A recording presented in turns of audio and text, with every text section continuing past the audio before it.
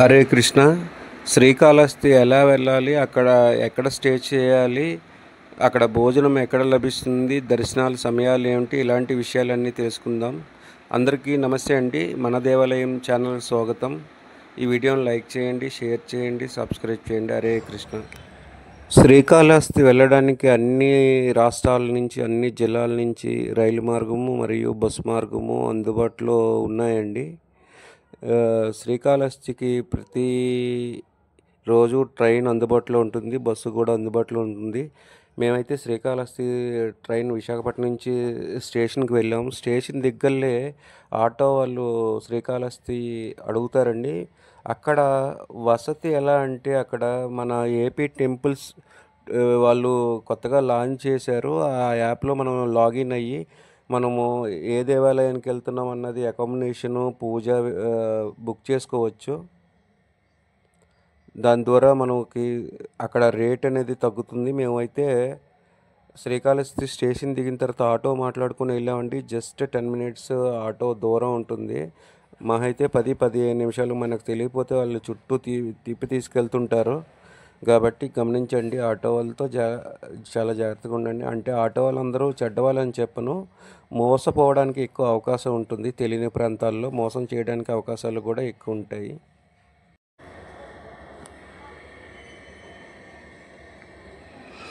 నేను మీకు ముందే చెప్పాను కదండి, ఈ ఏపీ టెంపుల్ యాప్ ద్వారా నేను బుక్ చేసుకున్నానండి. ఇలా ఓపెన్ అవుతుంది. మన నెంబర్తో లాగిన్ అవ్వాలి. లాగిన్ అయిన తర్వాత మనం ఏ దేవాలయానికి వెళ్తున్నాము, అకామిడేషను, ఇలాగా మన డీటెయిల్స్ ఇస్తే బుక్ చేసుకోవాలండి. నేను 4వ తారీఖు నైటు, 5వ తారీఖు నైటు బుక్ చేసుకున్నాను. బుక్ చేసుకున్న తర్వాత మన ఆధార్ కార్డు, ఈ బుక్ చేసుకున్న ప్రింట్అవుట్ తీసుకెళ్ళి వాళ్ళకి ఖచ్చితంగా చూపించాలండి. అప్పుడు రూమ్ ఇస్తారు.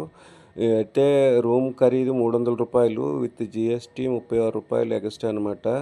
మనకి ఏం చేస్తారంటే వాళ్ళు అడ్వాన్స్ ఒక 500 తీసుకుంటారు, తిరిగి మళ్ళీ రిటర్న్ ఇచ్చేస్తారు. ఇక్కడ గదులు ఖాళీ ఉన్నాయి అని పెట్టారండి. ఒక్కోసారి మనం వెళ్ళేటప్పుడు నార్మల్గా వెళ్తే గదులు ఉండొచ్చు, ఉండకపోవచ్చు. కాబట్టి బెస్ట్ ఆప్షన్ ఏంటంటే మనము ఏపీ టెంపుల్ యాప్లో బుక్ చేసుకొని వెళ్తేనే బెస్ట్ అండి. ఒకసారి నేను బయటకు వచ్చి మీకు ఈ సదన్ ఎలా ఉంటుందన్నది చూపిస్తున్నాను మీకు తెలియడం కోసము.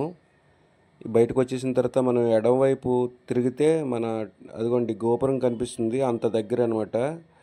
ఈ విధంగా బయట నుంచి చూస్తే మనకి భక్త కన్నప్ప సదన్ ఈ విధంగా కనిపిస్తుంది. కన్ఫ్యూజ్ అవసరం లేదు. మీరు ఆటో వాళ్ళు దింపేటప్పుడు చూస్తే ఈ విధంగా కనిపిస్తుంది. లోపల మెయింటెనెన్స్ చాలా నీట్గా ఉంటుందండి. మాకు ఇచ్చిన రూము 210. రూమ్ లోపల ఇదిగోండి ఈ విధంగా ఉంటుంది. చాలా చక్కగా సరిపోతుంది. ఒక టేబుల్, 2 చైర్లు ఇస్తారు. ఛార్జింగ్ పాయింట్లు అన్నీ ఉంటాయి. కొన్ని కారణాల వల్ల వీడియో తీయలేకపోయాను, ఫోటోలే ఉన్నాయి.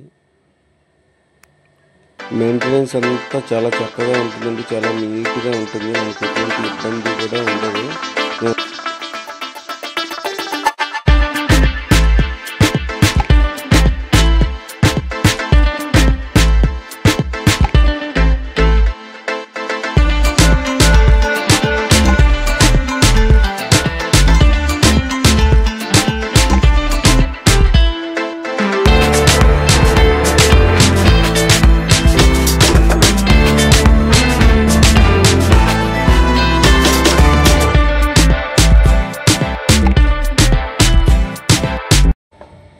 మేము తిరుపతి దర్శనానికి వెళ్ళొచ్చి అలసిపోయామండి. అందువల్ల రాత్రి అక్కడ రూమ్ తీసుకొని భక్త కన్నప్ప సదనంలో పడుకొని ఉదయం లేచి ఫ్రెష్ అయ్యి దర్శనానికి వెళ్ళాము. అక్కడ రాహు కేతు పూజ చేస్తారు, ఉదయం నుంచి మొదలవుతాయి. అవి చేయించుకొని మేము తర్వాత దర్శనానికి వెళ్ళాము. ఆ పక్కనే ఉన్న భక్త కన్నప్ప దర్శనము, పక్కనున్న ఏవైతే దేవీ దేవతల గుళ్ళు ఉన్నాయో అవన్నీ చూసాము. మధ్యాహ్నం అక్కడే భోజనం ఉంటుందండి, భోజనం పెడుతుంటారు. అక్కడ మేము భోజనం తీసుకున్నాము.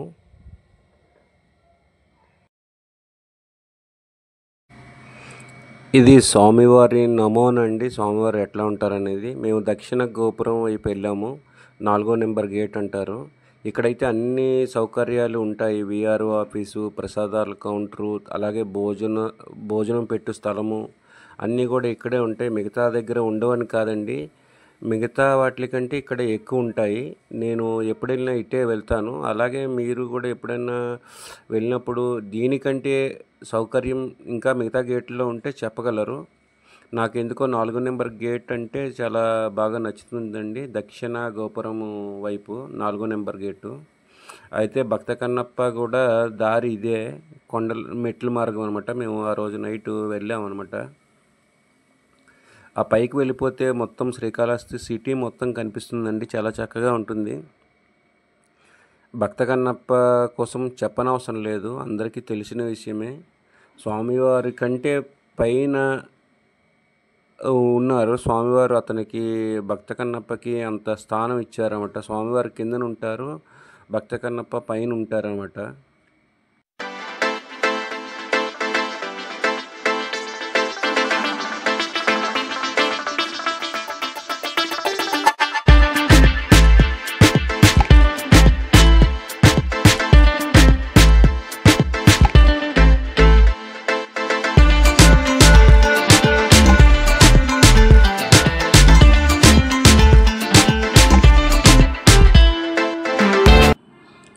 కొండ మీదకి వెళ్ళి చూస్తే స్వామివారి యొక్క మందిరం యొక్క 4 వైపులా గోపురాలు కనిపిస్తాయండి. మందిరం మొత్తం కనిపిస్తుంది. అలాగే సిటీ కూడా కనిపిస్తుంది. నైట్ టైం అయితే ఇంకా చెప్పనవసరం లేదు. చాలా చూడముచ్చటగా ఉంటుంది.